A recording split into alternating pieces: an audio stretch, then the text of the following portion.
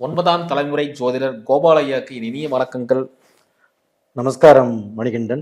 எப்படி இருக்கீங்க? நல்லா இருக்கிறோம். சிறப்பு சிறப்புங்கய்யா. ஐயா, என்னன்னா நம்ம நட்சத்திர சீரீஸ் ஆரம்பிச்சிட்டோம். கண்டிப்பா. வரிசையா ஒன்னொன்னா பார்த்துட்டு வந்துட்டு இருக்கோம். இன்னைக்கு பார்க்கக்கூடிய நட்சத்திரம் குருவின் நட்சத்திரம். குருவின் முழு ஆதிக்கம் கொண்ட ஒரு நட்சத்திரத்தை பத்தி பார்க்க போறோம்.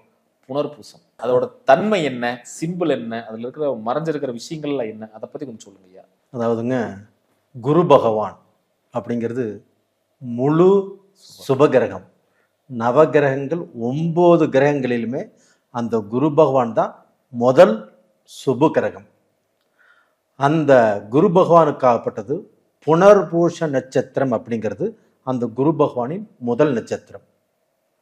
இந்த நட்சத்திரமாகப்பட்டது புதனுடைய வீட்டில் 3 பாகங்களும், கடகத்தில் 4ஆம் பாதமும், மொத்தம் 4 பாதங்களை கொண்டது இந்த குரு பகவானின் நட்சத்திரம்.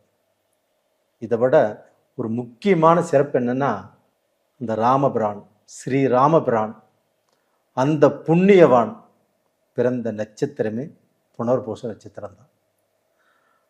அது எவ்வளவு பெரிய புண்ணியம் பார்த்தீங்களா, எவ்வளவு பெரிய சிறப்பு பார்த்தீங்களா. இதுக்கு பார்த்தீங்கன்னா, குரு பகவான் அப்படிங்கிறது எல்லாருமே கடவுளாக கும்பிடக்கூடிய கிரகம். அந்த குரு பகவானே, அந்த குரு பகவானுடைய நட்சத்திரத்திலேயே ஸ்ரீ ராமபிரான் பிறந்திருக்கிறார்னா இது மிகப்பெரிய புண்ணியம். அந்த இதிகாச புருஷன், எல்லாராலும் வணங்கப்படும் தெய்வம் அந்த ஸ்ரீராமர். அந்த ஸ்ரீராமர் நமக்கு வாழ்க்கையில நாம் எந்த மாதிரி வாழணும் அப்படின்னு நமக்கு சொல்லி கொடுத்துட்டு போன சில விஷயங்கள் தான் அந்த ஸ்ரீராமர். இப்போ பார்த்தீங்கன்னா, அவர் பிறந்த அந்த நட்சத்திரம் தான், அந்த புண்ணிய நட்சத்திரம் தான் புனர்பூஷம். அப்போ இந்த புனர்பூஷத்துக்கு கலர்னு எடுத்துட்டோம்னா இள மஞ்சள். அந்த இள மஞ்சள் கலரை பார்த்தீங்கன்னா அவங்க பயன்படுத்தலாம். அது மோதிரமாகவும் செஞ்சு போட்டுக்கலாம். அது போக அந்த புனர்பூச நட்சத்திரக்காரரை பயன்படுத்த வேண்டிய நம்பர் 3. இது எல்லாமே இந்த புனர்பூச நட்சத்திரத்துக்கு மிகவும் சிறப்பு. இப்போ ராமர் பிறந்த நட்சத்திரம் சொன்னீங்க. ஸோ ராமருக்கு என்ன நடந்துச்சுன்னு பாருங்க. கிட்டத்தட்ட 12 வருஷம் ரொம்ப கஷ்டப்பட்டு அதுக்கப்புறம் தான் ஒரு பட்டாபிஷேகம் கிடைச்சது. அதே மாதிரி இவங்களுக்கும் அந்த வாழ்க்கை அமையுமா? அதாவது ஒரு தடம் புரண்டு அடிப்பட்டு அதுக்கப்புறம் தான் ஒரு உச்சத்துக்கு வருவாங்களா? இதுதான் சொல்ல விரும்புதா? அதாவது இந்த புனர்பூச நட்சத்திரமே சனியின் சாபத்தீடு பெற்ற நட்சத்திரம். புனர்பூச நட்சத்திரத்தில் யார் யார் பிறக்கிறாங்களோ இவங்க எல்லாருமே சனியின் சாபத்தீடு பெற்ற நட்சத்திரம்.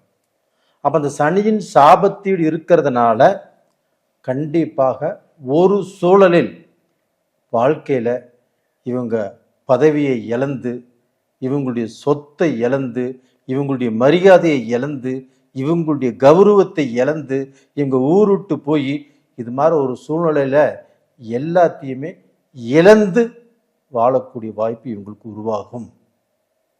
அது மட்டும் இல்லை, அப்படி இழந்திருந்தாலுமே கொஞ்ச நாள்லேயே அது எல்லாத்தையுமே திரும்ப அடையக்கூடிய, திரும்ப பெறக்கூடிய அவ்வளவு பெரிய சக்தியும் இந்த புனர்பூச நட்சத்திரக்காரங்களுக்கு கண்டிப்பாக இருக்கிறது.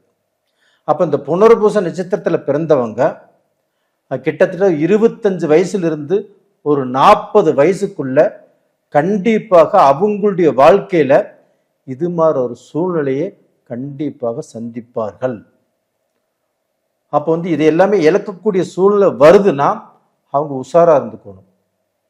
தொழிலையோ இல்லை குடும்ப சூழ்நிலையிலையோ இல்லை பார்த்தீங்கன்னா அவங்க ஊருட்டு போகக்கூடிய சூழ்நிலை வந்தாலோ, இது மாதிரி எந்த சூழ்நிலை வந்தாலும் நம்மளுக்கு டைம் சரியில்லையாட்டு இருக்குது, நாம் கொஞ்சம் நிதானம் பண்ணிக்கலாம் அப்படின்னு அவங்க நிதானம் பண்ணிக்கணும். 2வது பார்த்தீங்கன்னா, இது எல்லாமே மீண்டும் சம்பாரித்து வந்துருவாங்க சொன்ன இல்லைங்களா. அது எப்படின்னா, புனர்பூச நட்சத்திரம் ஆகப்பட்டது குருவின் நட்சத்திரம். இது யாருடைய வீட்டில் இருக்கிறாங்க? புதனுடைய வீட்டில் இருக்கிறாங்க. அந்த புதனாகப்பட்டது தெளிவான அறிவை கொடுக்கக்கூடிய கிரகம். இந்த புனர்பூச நட்சத்திரம் குருடைய நட்சத்திரமாக இருந்ததுனாட்டி அந்த குருவாகப்பட்டது பேரறிவை கொடுக்கக்கூடிய கிரகம். அப்ப அந்த புதனும் அந்த குருவும் இணைந்து புனர்பூச நட்சத்திரத்திற்கு மறுவாழ்வு கொடுப்பாங்க. அந்த சனியின் சாபத்தை இவங்க பெற்றிருந்தாலும் கண்டிப்பாக அந்த புனர்பூச நட்சத்திரம் எப்படி இருந்தாலும் வாழ்ந்து காட்டும், வாழ்ந்தே காட்டும். எந்த ரூபத்திலையும் கீழே விழுக மாட்டாங்க. அவங்களுக்கு அந்த அனுபவம், அந்த சனியின் சாபத்துல இடையில சில விஷயங்களை இழக்கிறாங்க இல்லையா, அதெல்லாம் மிகப்பெரிய அனுபவமாக இவங்களுக்கு மாறிடும். இப்ப இந்த புனர்பூச நட்சத்திரத்துல பிறந்தவங்களோட குணாதிசயங்கள் இப்படிப்பட்ட குணத்தோட தான் இருப்பாங்க, இந்த மாதிரி வாழ்க்கை பயணம் தான் பண்ணுவாங்க அப்படின்னா என்ன மாதிரி குணங்கள்லாம் இருக்கு? அதாவது பார்த்தீங்கன்னா இவங்களுக்கு ஃபஸ்ட்டு நேர்மை, ஒழுக்கம், நல்ல பண்பாடு, அடுத்தவங்களை எப்படி மதிக்கணும், எப்படி ஒருத்தர்கிட்ட நம்ம நடந்துக்கணும், இந்த எல்லா விஷயத்தையுமே அவங்க அப்பா அம்மா நல்லபடியாக அவங்களுடைய மக்களுக்கு சொல்லி கொடுத்துருக்குறாங்க. அப்போ டோட்டலாக பார்த்தீங்கன்னா இவர் பார்த்தீங்கன்னா நல்ல ஒழுக்க நெறியோடு வளர்க்கப்பட்டிருக்கிறார். அந்த ஒழுக்க நெறியும் இவங்க ரத்தத்துல கலந்திருக்குது. அப்போ இவங்க அப்பா அம்மாவும் இந்த மக்களை தவறான பாதையில போகாத அளவுக்கு, யாருகிட்டையும் தவறான பேச்சு வாங்காத அளவுக்கு இவங்க பார்த்தீங்கன்னா கட்டுப்பாடோடு கண்ணியத்தோடு வளர்த்திருக்கிறாங்க. அந்த கண்ணியமும் அந்த கட்டுப்பாடும் இவங்க உயிர் போற வரைக்கும் அதை கட்டி காப்பாற்றுவார்கள். அப்போ இந்த புனர்பூச நட்சத்திரத்துல பிறந்தவங்க திருட மாட்டாங்க, பொய் சொல்ல மாட்டாங்க, அடுத்தவங்க பொருளுக்கு ஆசைப்பட மாட்டாங்க. சிறப்புங்க, அற்புதமா சொன்னீங்க. இந்த புனர்பூச நட்சத்திரத்துல பிறந்தவங்களோட தனித்துவமா நீங்க எந்த விஷயத்த பாக்குறீங்க? இப்போ தனித்துவம்னு எடுத்துட்டோம்னா இவங்க எந்த வேலையில இருந்தாலும் அந்த வேலையில இவங்களுக்குன்னு பார்த்தீங்கன்னா ஒரு மரியாதை இருக்கும், ஒரு கௌரவம் இருக்கும். இன்னைக்கு பாஸ்கரா அந்த வேலையை செஞ்சிருவாரு, பாஸ்கர் கிட்ட கொடுத்தா இந்த வேலை நடக்கும். அப்ப அந்த இடத்துல கண்ணியம், கட்டுப்பாடு, இவர் மேல ஒரு நல்ல நம்பிக்கை, இது எல்லாமே இவர் ஒரு இடத்துல வேலை செய்யறாருன்னா இவர் மேல கண்டிப்பா வந்துடும். அப்ப அந்த அளவுக்கு பார்த்தீங்கன்னா இவர் தனக்கு விவரம் தெரிஞ்ச நாள்ல இருந்து தன் மேல நம்பிக்கை, உயர்வான எண்ணங்கள், நல்ல சிந்தனை வரக்கூடிய அளவுக்கு எல்லாத்தையுமே வளர்த்து வச்சிருக்கிறார். புனர்பூசத்துல பிறந்தவங்களோட குடும்பம் எப்பேற்பட்ட குடும்பமா இருக்கும், அதே மாதிரி இவங்களுக்கு அமையக்கூடிய வாழ்க்கை துணை எப்பேற்பட்ட வாழ்க்கை துணையா இருக்கும்? இவங்களுக்கு வாழ்க்கை துணை அமைவது அப்படிங்கிறது ரொம்ப ரொம்ப நல்ல வாழ்க்கை துணை தான் அமையும். ஆனால் அதே சமயத்தில் பார்த்தீங்கன்னா இந்த புனர்பூச நட்சத்திரம் புதனுடைய வீட்டில் இருக்குது, குருவின் நட்சத்திரம் புதனுடைய வீட்டில். அப்போ அந்த குருவுக்கும் புதனுக்கும் கொஞ்சம் ஆகாது. அப்போ பார்த்தீங்கன்னா என்ன ஆகுனா இவங்களுக்கு வாழ்க்கை அமைதுன்னு வச்சுக்கோங்களேன். இந்த புனர்பூச நட்சத்திரக்காரர்களாகப்பட்டது ரொம்ப நல்லவங்க, பொண்டாட்டியை மதிக்க தெரியும், அவங்களுக்கு பார்த்தீங்கன்னா தேவையான விஷயத்தை அவங்க செய்ய தெரியும், அவங்கள ராணி மாதிரி வச்சுக்க தெரியும். இருந்தாலும் சில சூழ்நிலைகளில் அவங்க பார்த்தீங்கன்னா கொஞ்சம் எதிர்த்து மாதிரி, அவங்களுக்கு பிடிக்காத மாதிரி சில விஷயங்கள் நடந்துக்குவார். அப்படி நடக்கிறதுனால மனைவிக்கும் அது வேண்டா வெறுப்பாயிரும். அப்ப என்னடா இப்படி நல்லா நடந்துட்டு இருந்த இந்த மனுஷன் இப்படி நடந்துக்கிறாரு அப்படிங்கிற சலிப்பும் சங்கடங்களும் கண்டிப்பா வரும். அப்படியே வந்தாலும் மீண்டும் அந்த புனர்பூச நட்சத்திரக்காரராகப்பட்டது அவங்கள அட்ஜஸ்ட் பண்ணி நேர்வழியில் இவர் அவங்கள பார்த்தீங்கன்னா நல்லா கரெக்ட் பண்ணி அவங்க வாழ்க்கையில சந்தோஷத்தை, இழந்த சந்தோஷத்தை மீண்டும் திரும்ப கொண்டு அவங்களுடைய வாழ்க்கையில திருப்தியாக வாழ்வதற்குண்டான வாய்ப்பு கொடுப்பாரு.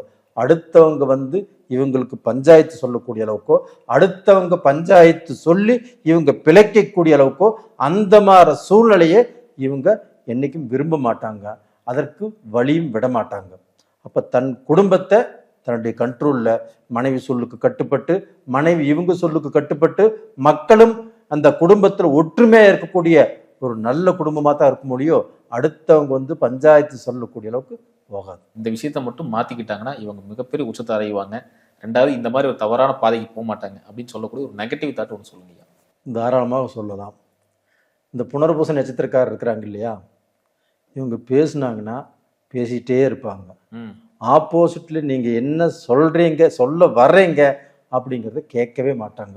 என்றைக்குமே அப்படித்தான். அவங்க ஒரு விஷயத்தை எடுத்துட்டாங்கன்னா அவங்க பாட்டில் பேசிகிட்டே இருப்பாங்க. அப்போ ஆப்போசிட்ல இருக்கிறவங்க சொல்வதை கேட்டால்தான் நாம் மறுபடியும் ரியாக்ஷன் பண்ண முடியும். ஆனால் இவங்க வந்து ஆப்போசிட்ல இருக்கிறவங்க சொல்கிறத கேட்கவே மாட்டார். இவரே பேச்சு எடுப்பார், இவரே பேச்சு முடிச்சிருவார்.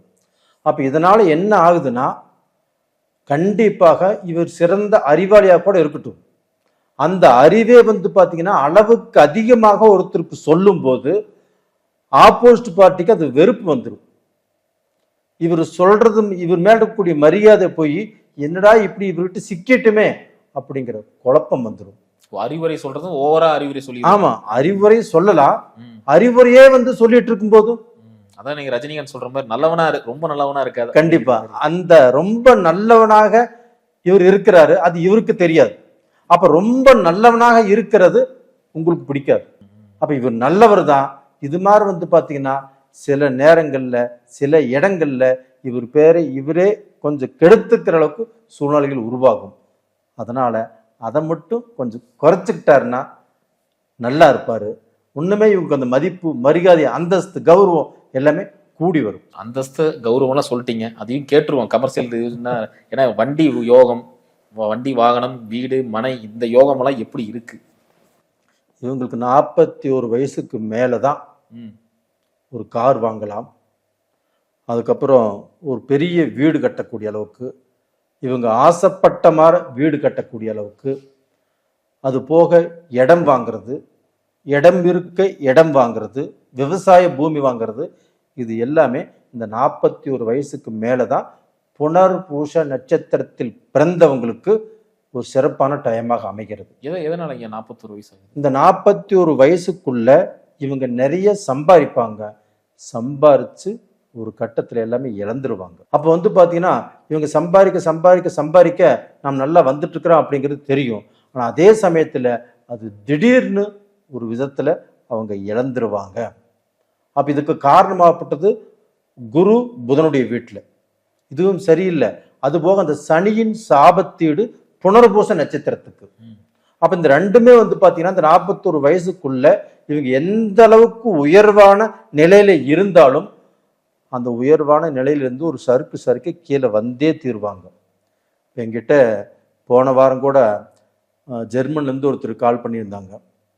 இந்த மாதிரி சூழ்நிலை, அவங்கள வந்து கொஞ்சம் பொறுமையா இருங்க, நீங்க எதுவுமே கொஞ்சம் அவசரப்பட்டு செய்ய வேண்டாம். இத்தனைக்கு இந்த ஒரு வாரம் 10 நாள்ல தான் ஒரு பிசினஸ் பார்ட்னர் போட்டுக்கிறா அப்படின்னு சொன்னாரு.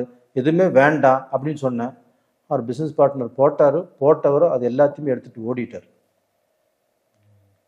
இப்போ வந்து பார்த்தீங்கன்னா அவருக்கு வந்து போட்ட பணம் எல்லாமே போச்சு. அவர் எப்போ கொடுப்பாரோ அப்போத்தான் இவர் வாங்கிக்கணும். அப்போ நம்ம சொல்லி கேட்கல இல்லையா? நம்ம சொல்லி கேட்டிருந்தால் கண்டிப்பாக அந்த கண்டத்துலேருந்து அவர் தப்பிச்சிருப்பார். ஒரு கோயில் குளத்துக்கு போய் ஒரு அன்னதானம் பண்ணி அது மாதிரி இவங்க வந்து பார்த்தீங்கன்னா செஞ்சுருந்தாங்கன்னா ஏதாவது ரூபத்தில் அவங்க தப்பிச்சிருப்பாரு. போனது போச்சு தானே, இனி அவங்க கூட அவங்களுக்கு கொடுத்த பணத்துக்கோசரம் நீ அவனை தேடி போயிட்டு இருக்கணும்.